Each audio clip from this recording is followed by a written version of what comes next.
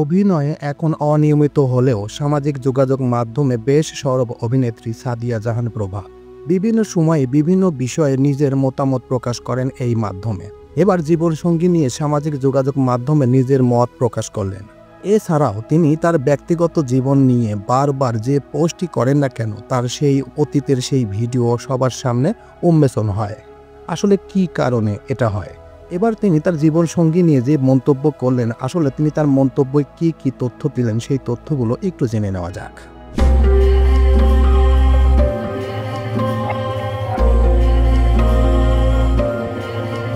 সোমবার এক ফেসবুক পোস্টে প্রভা লিখেছেন, সালমান মুক্তাদির আর ক্রিকেটার নাসির হোসেন ছাড়া আমি বাংলাদেশে জীবনসঙ্গীকে সম্মান করার তেমন কোনো পুরুষ মানুষ দেখতে পাইনি, যারা নিজের সম্মান ক্যারিয়ারের অজুহাত না দেখিয়ে জীবনসঙ্গীকে প্রাপ্য সম্মান ও নিরাপত্তা দিয়েছেন। এরপর তিনি লেখেন, যাক আরেকজন পুরুষ দেখতে পেলাম, আমি দোয়া করি ছেলেটা এমনই থাকুক। এরকম একটা সাপোর্টিভ পার্টনার প্রত্যেকটা মানুষেরই কাম্য। তবে সালমান ও নাসিরের পর কাকে দেখে প্রভার এমন উপলব্ধি তা উল্লেখ করেননি অভিনেত্রী। যদিও মন্তব্যের ঘরে একজন নেটিজেন তরুণ গায়ক শেখ সাদির নাম উল্লেখ করেছেন।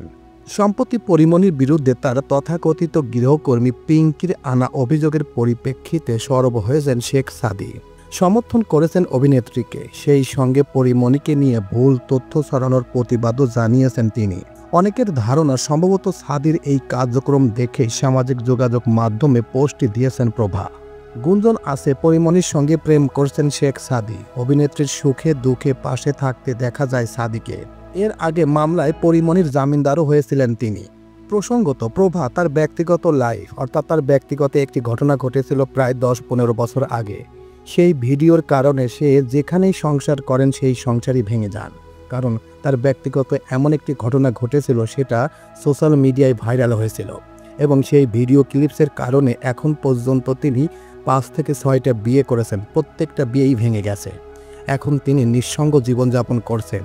নতুন করে বিয়ে করবেন কিনা সেই রকমও কোনো তথ্য পাওয়া যায় না। তবে ম্যাক্সিমাম মানুষই তার সেই অতীতের কথাই তুলে ধরেন। কিন্তু বর্তমান প্রেক্ষাপট অনুযায়ী দেখা যায় যে প্রভা যে কাজ করেছেন সেটা নাই ভাইরাল হয়েছে, কিন্তু এরকম ঘটনা প্রত্যেকটা পরিবার প্রত্যেকটা জায়গায় এরকম ঘটনা ঘটছে, কিন্তু সেগুলো আড়ালে থাকার কারণে তারা ধোয়া তুলসী পাতা। আর প্রভা আজকে সবার সামনে লাঞ্ছিত এবং ধর্ষিত একটা নারী।